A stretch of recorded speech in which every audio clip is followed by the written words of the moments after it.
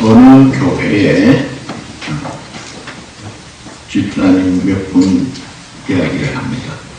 먼저 김 집사님이 계셨는데 늘 기도합니다. 하나님 사업 잘 되게 해주세요.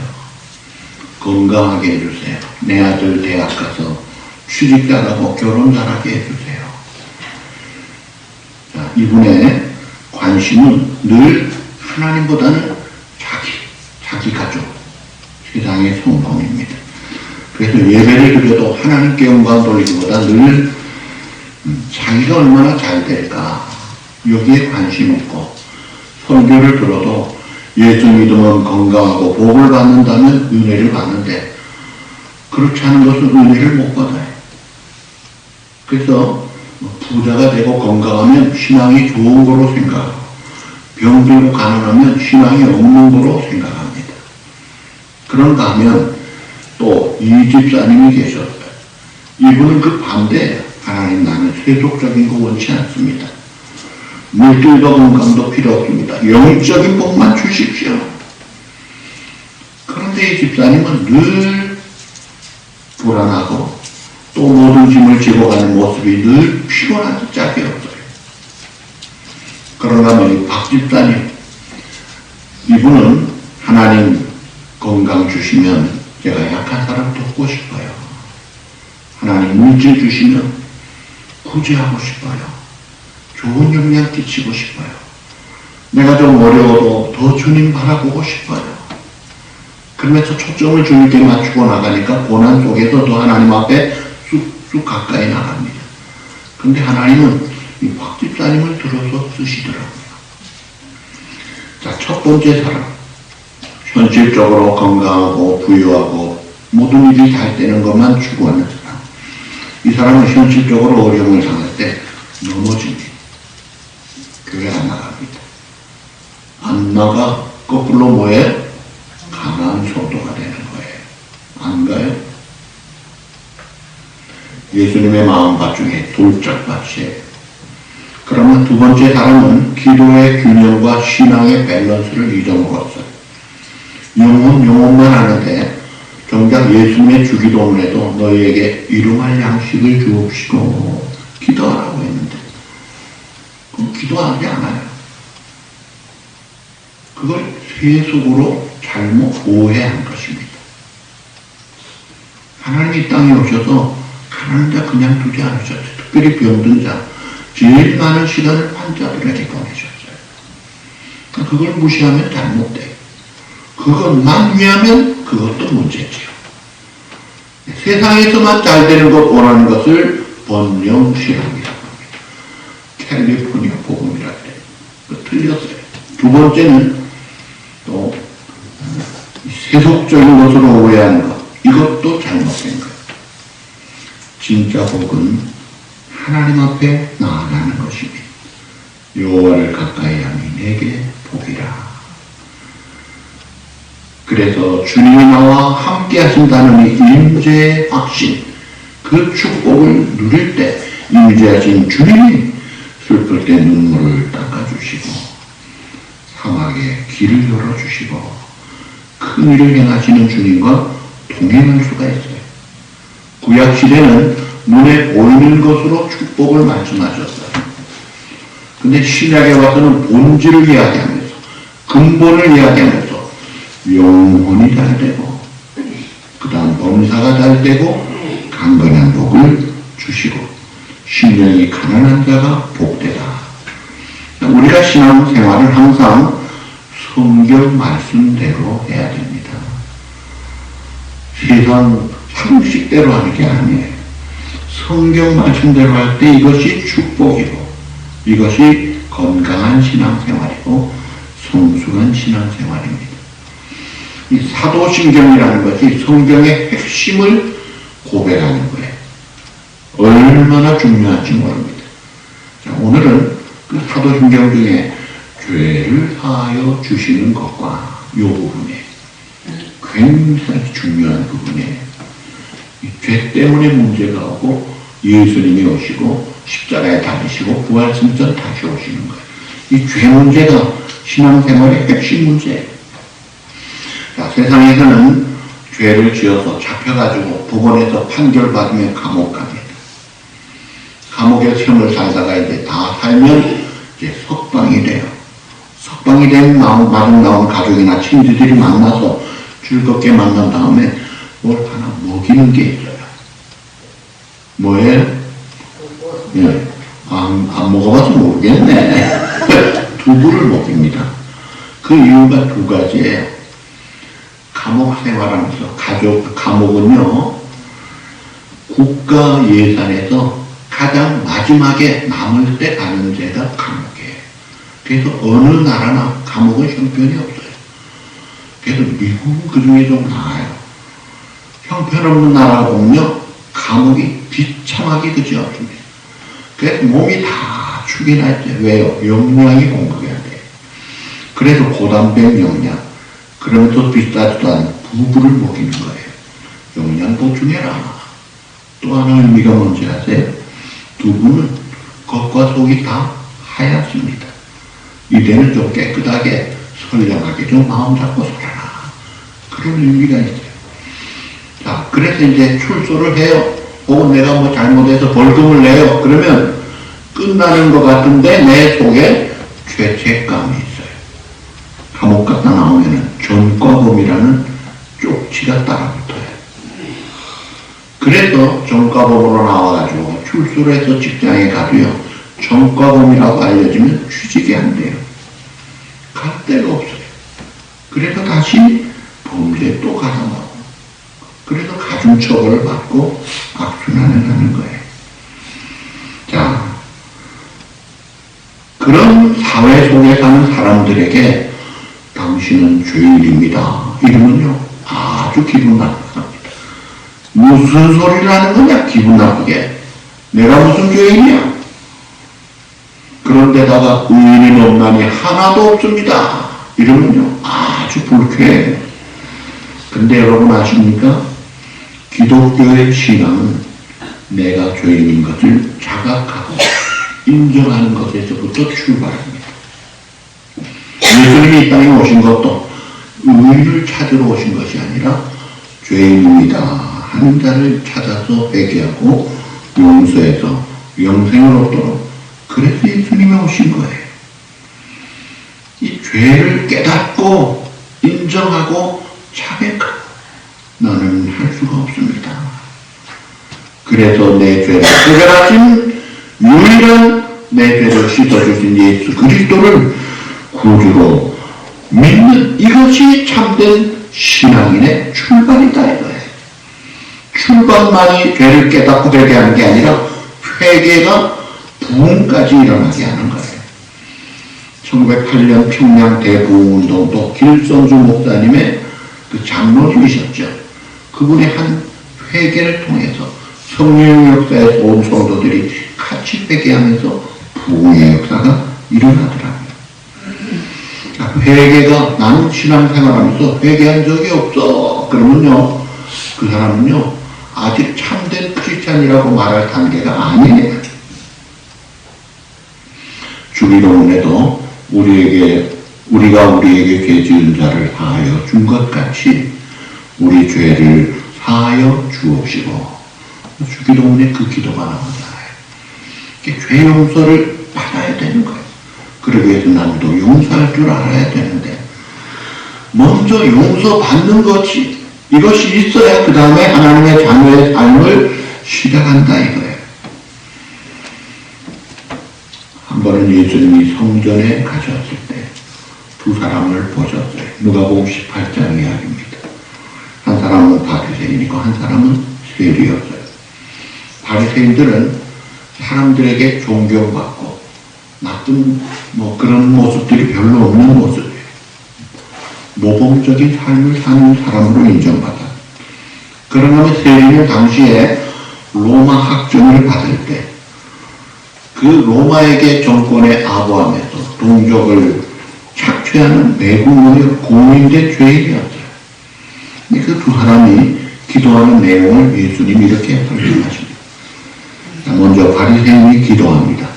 하나님이여, 나는 다른 사람들 곧 토색, 불이 가늠하는 자들과 같지 아니하고 이 세리와도 같지 아니함을 감사하나이다. 반대로 세리는 감히 눈을 들어 하늘을 쳐다보지도 못하고 가슴을 치고 기도합니다. 하나님이여 불쌍히 여기소서. 나는 죄인이로소이다.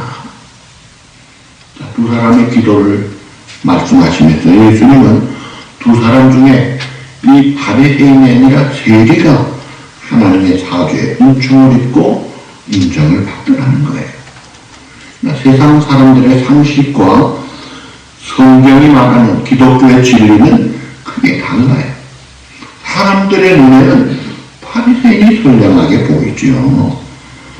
그런데 문제가 뭐예요? 바리새인은 자기가 죄인인 것을 모르고 있어요. 의롭다고. 그래서 이 세리와도 같지 않음을 감사합니다. 자기 의가 충만하고 그걸 보이고 있어요. 하나님 앞에서, 하나님이 원하시는 하나님의 말씀 앞에서, 자기의 진실된 양심 앞에서 평가를 하지 않고 사람들이 보는 것으로 평가하고 있습니다.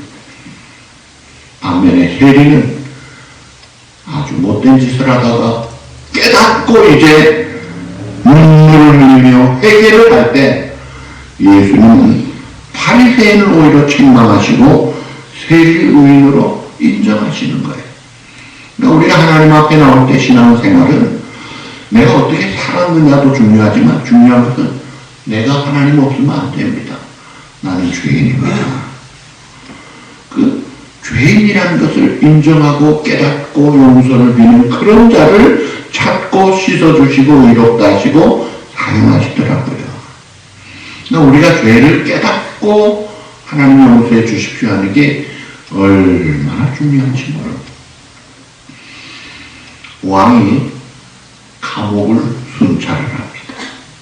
왕이 감옥에 오니까 죄수들이 야 이번에 우리 왕한테 잘 보여가지고 억울함을 풀고 나를 풀어주도록 석방을 요구해야 되겠다 해가지고 모든 죄수들이 하는 말이 왕이여 나는 너무 억울합니다. 나는 누명을 썼습니다. 이러면 안 됩니다. 석방시켜 주십시오. 한결같이 다 그렇게 자기는 죄가 없다는 거예요. 여러분 감옥에 가보셨어요? 제가 한국에 있을 때 감옥도 가지만 감별소 그 청소년들 소년원 보내기 전에 가는 겁니다. 감별소도 자주 갔는데 장류라는 곳에 있었어요. 가면요 한 사람 한 사람 물어봐요. 제가 법무부 장관 인정한 위촉받은 교도위원이었습니다. 누구든지 만날 수 있어요. 물어보면요 기가 막히게 똑같아요. 한 명도 내가 잘못했다는 말을 들어본 적이 없어요. 참 억울하대요. 카메라 만지고만 있는데 나를 잡아왔어요. 자기는 카메라가 좋아서 만지고만 있었대요. 훔쳤다고 안 합니다. 네. 새끼줄 하나 끌고 왔는데 나를 그 새끼줄에 누가 있었어요? 소가 한 마리 있었거든요. 새끼줄만 잡고 왔는데 아버지 신부를 하다가 아버지 거들다가 하여튼 핑계가 많아요. 이 왕이 모두가 다 의롭다 그러는데 이상하게 구석 한편에 한 주에서는 아무 소리 않고 있으니까 신기해서 야 너는 무슨 죄로 여기에 갇혔느냐 그랬더니 왕이여 저는 참 나쁜 놈입니다. 저는 감옥에 갇혀있는 것이 마땅합니다. 저는 이곳에 죄값을 다 치르고 나간 다음에는 다시는 이런 일 하지 않고 선량한 국민으로 살고 싶습니다. 죄를 깨닫고 있는 거예요. 그랬더니 왕이 여봐라 모두가 다 의인인데 이 죄인 한 놈이 있구나. 이 죄가 전염되면 안 되니까 이 죄인 이놈은 내보내라.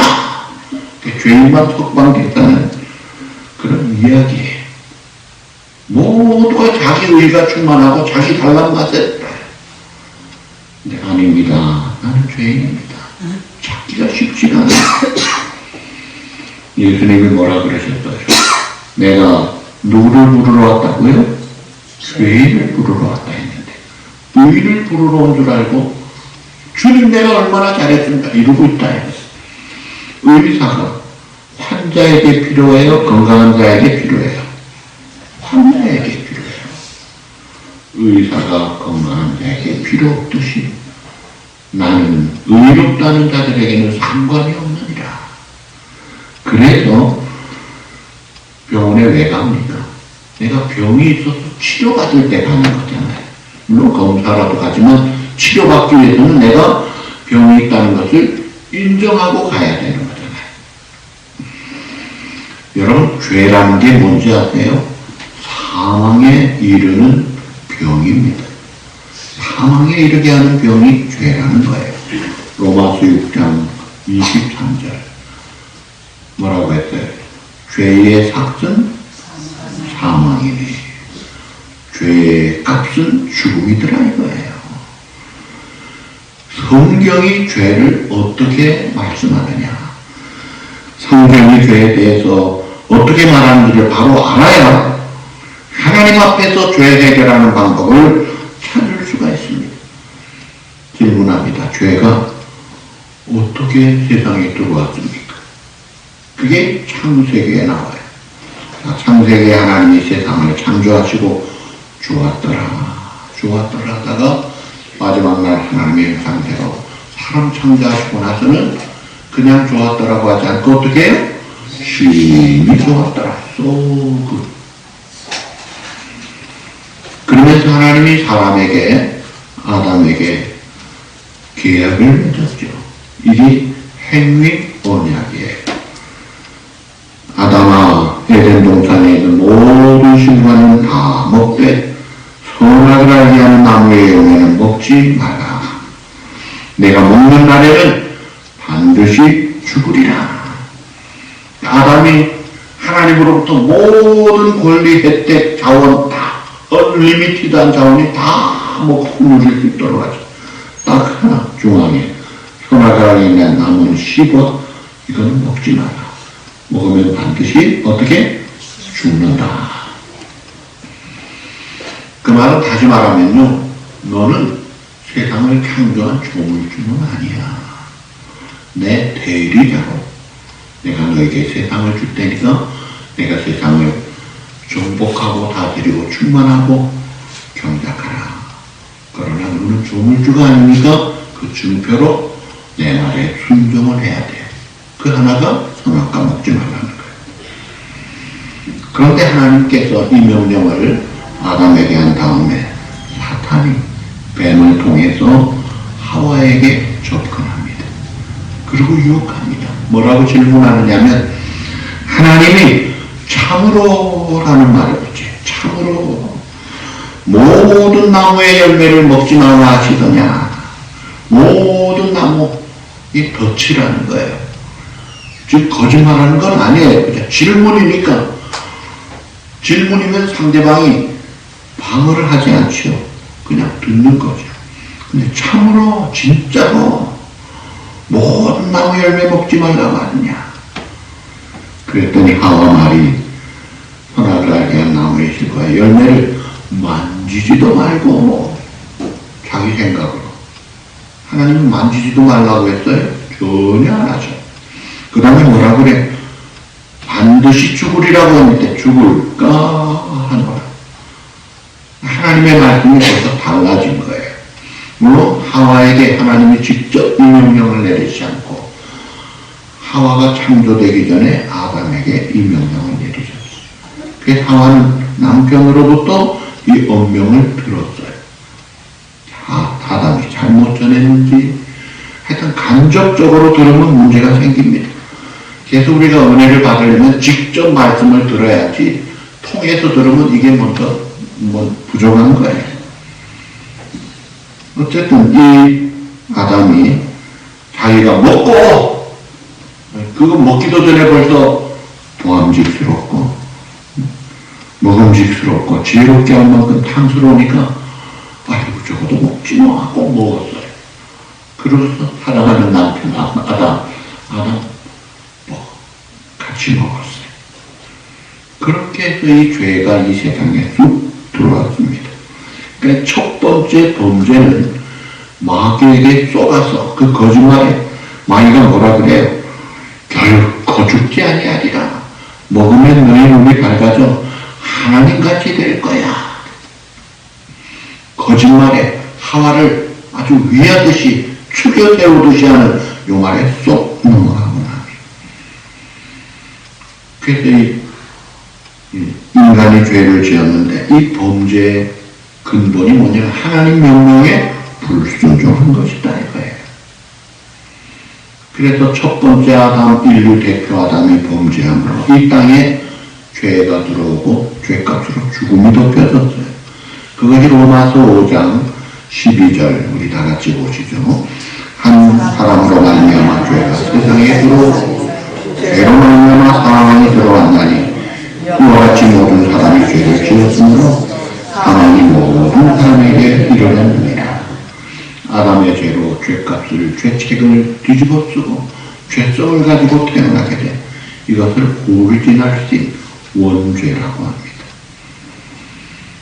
아담의 후손은 다 원죄가 있어요.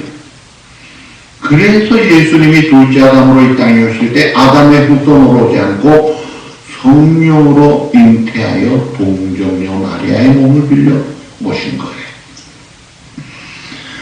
자, 원죄를 가진 인간이 태어나서 죄성을 가지고 나쁜 행동, 나쁜 생각, 나쁜 말, 죄를 짓고 삽니다. 그것을 자범죄라고 합니다.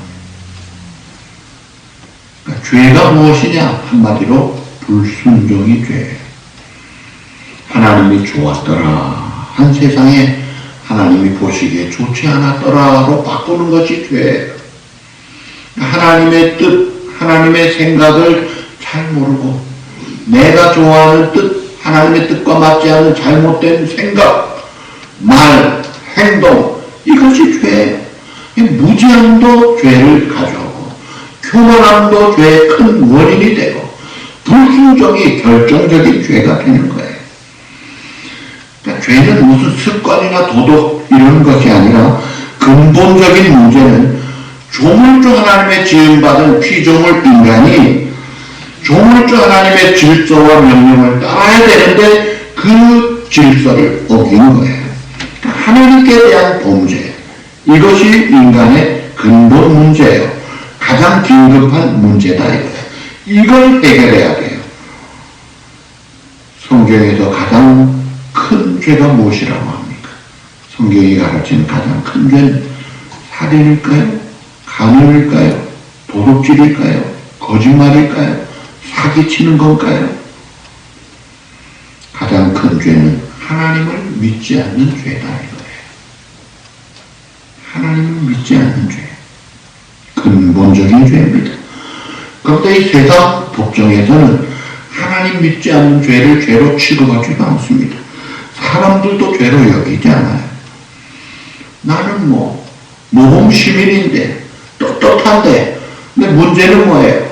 모든 심판의 마지막 최후의 심판 이게 최종 결정하는 심판인데 그 심판 때 기준이 뭐예요?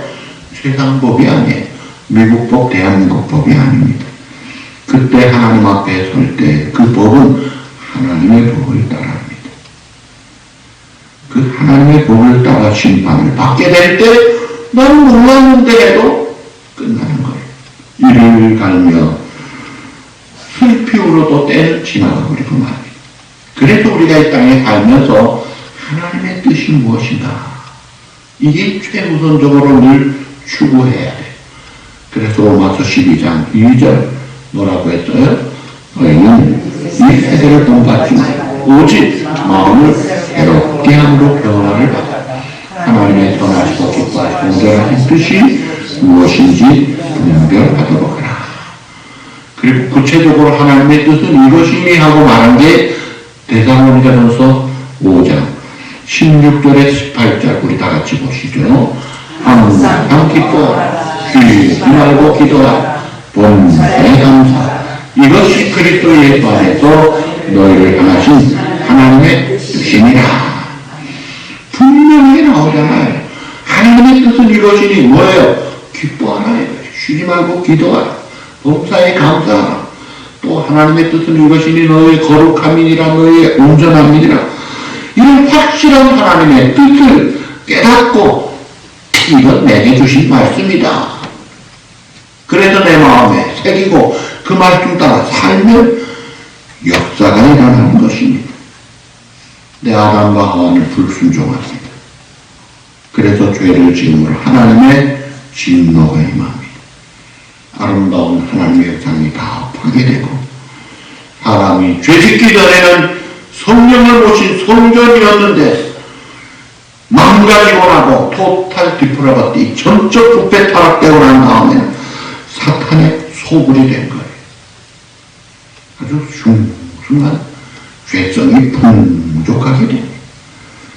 죽음이 오고 하나님과의 관계는 단절되고 에덴 동산에서는 쫓겨나고 땅도 저주를 받고 아담은 땀을 내야 되고 여자는 해산의 고통을 해야 되고 죄의 결과로 싹 다 망가지고 말았어요. 이제 중요한 것은 어떻게 죄 문제를 해결해야 되느냐, 어떻게 죄값진 저주와 상황에서 살 수 있느냐, 이게 중요한 거예요. 그래서 사람들이 이 문제 해결하기 위해서 수양도 하고 도덕도 하고 나름대로 인간 중심의 종교생활 열심히 하고 자선사업도 하고 하지만 인간의 노력과 능력으로는 어림도 없습니다. 왜냐하면 그 노력하는 자신이 죄인이기 때문에 자기 죄값을 치료할 뿐이에요. 흙이 피부가 검다고 아무리 비누로 씻어도 벗겨지지 않습니다. 죄인이 아무리 내가 노력한다고 되지가 않더라고요. 그런데 길이 있습니다. 성경에 길이 있고 터널 같은 흑암의 땅에 빛을 주는 게 성경이에요. 이사야 1장 18절 뭐라고 했어요? 이사야 1장 18절 너희의 죄가 구름 같을지라도 눈과 같이 이 세상의 모든 죄를 밝히시는 주의 보혈 성자의 수극이 한 피 찬송하고 찬송하세. 그 다음 뭐예요?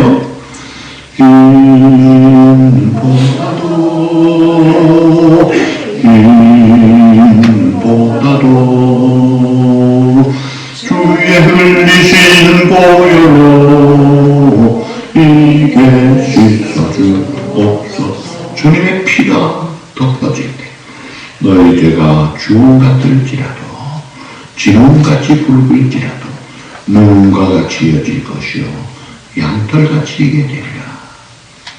이사야 53장 6절 우리는 다 양 같아서 양이 착한 양이 아니에요. 불순종하는 양. 그릇 행하여 각기 제 길로 갔거늘 여호와께서는 우리 모두의 죄악을 예수 그리스도에게 감당하시고 보라 세상 죄를 지고 하나님의 어린 양이로다. 그분이 우리의 죄값을 담당하시고 십자가에서 죽으셨다. 그래서 우리의 죄를 씻어주실 분은 오직 유일하신 누구예요? 예수 그리스도밖에 없어요. 그 예수 그리스도를 믿을 때 하나님 빈손들과 앞에 십자가를 붙드네. 의가 없는 자라도 용서하신 바라고 생명샘에 나가니 주여 나를 씻어주십시오. 십자가 붙들 때 아까 십자가 붙다니 붙잡고 그 찬송을 그래 된 거예요. 자, 오늘의 말씀 미가서 7장 18절 19절 하나님이 우리를 향한 마음을 표현한 내용입니다. 한 번 더 같이 읽어보시죠. 주와 같은 신이 어디니 주께서는 죄악과 그 기업의 남자의 허물을 사유하시며 인내를 기뻐하시며 진노를 오래 품지 아니하시나요. 다시 우리를 불쌍히 여기셔서 우리의 죄악을 밟으시고 우리의 모든 죄를 깊은 바다에 던지시니 아멘. 누가복음 15장에 탕자 비유가 나오죠. 그 둘째 아들이 뻘쭘히 살아있는 아버지 우상 미리 가로채가지고 허랑방탕하게 못 날아갔었어. 기약도 없고 연락도 없고 소식도 모르는 아버지. 보통 우리 인간적인 마음으로는 뭐 저런 게 다 있어 하면서 미워하고 그냥 내 사전에서 지워버리겠다, 호적을 파보겠다, 이런 생각을 할 텐데, 이 아버지는 매일 돌아오기를 기다립니다.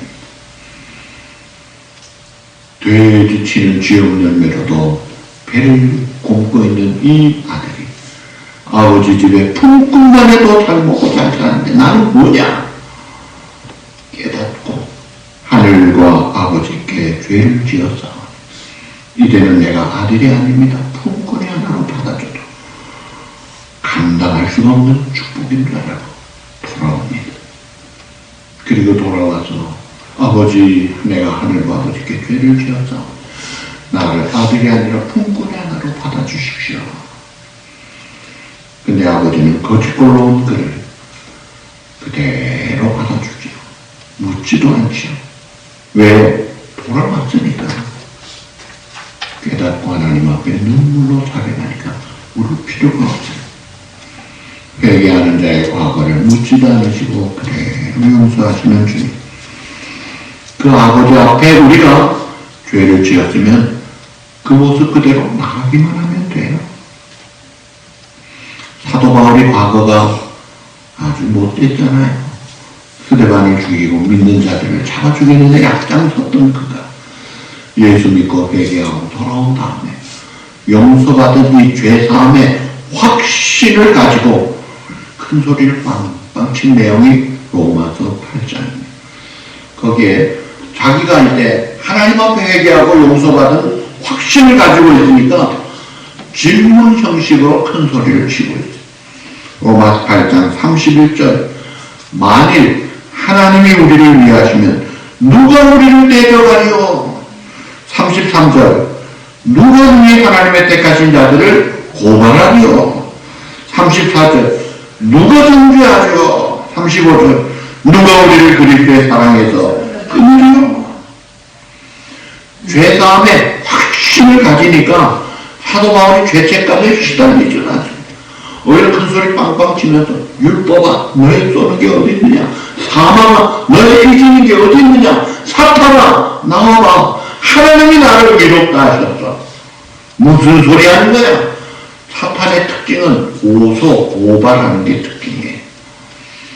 저 사울 저 바울 옛날에 어떤 짓을 했는지 하나님 아십니까? 고발해도 사도 바울 꿈쩍도 안 합니다. 하나님이 의롭다 하셔서 끝났어. 여러분 이것이 사죄의 확신이에요. 그래서 우리가 신앙 고백하면서 죄가 사심을 믿는다는 게 얼마나 중요한지 모릅니다. 친히 선언을 받아 하나님이 의롭다 하셨다. 근데 하나님은 의롭다 하셨지만 우리는 완전합니까? 여전히 죄성을 가지고 있어요. 그래서 믿고 성도로 하나님의 자녀 천국 백성이 됐음에도 죄를 지어요 안 지어요? 사람 짓는 거 같은 애요. 그래도 또 나쁜 생각하고 나쁜 말하고 나쁜 행동을 해요. 그럼 이거 뭐해? 그럼 사탄은요, 야 봐라 너 그렇잖아, 너 죄인이잖아, 너 왜 그렇게 용서도 못하고 왜 감사도 못하고 왜 충성도 못하고 왜 남들 동기지도 못하고 왜 그래 계속 따지죠. 그런데 믿고 거듭난 용서받은 의인된 성도는 부존재가 되는 거예요. 거듭난 새 사람은 영원히 의롭고 영생합니다. 문제는 남아있는 잔존하는 죽으면 끝나는 옛사람이 같이 있으면서 죄를 그 옛사람이 짓는 거예요. 그 비중을 우리가 새 사람을 비중을 둘 때 이기고 가는데 본성대로 익숙한 대로 옛날 그 모습 그대로 살면 또 넘어지는 거예요. 그러나 믿고 거듭난 하나님의 자녀가 죄를 짓는다고 해서 영생이 취소되는 건 아닙니다.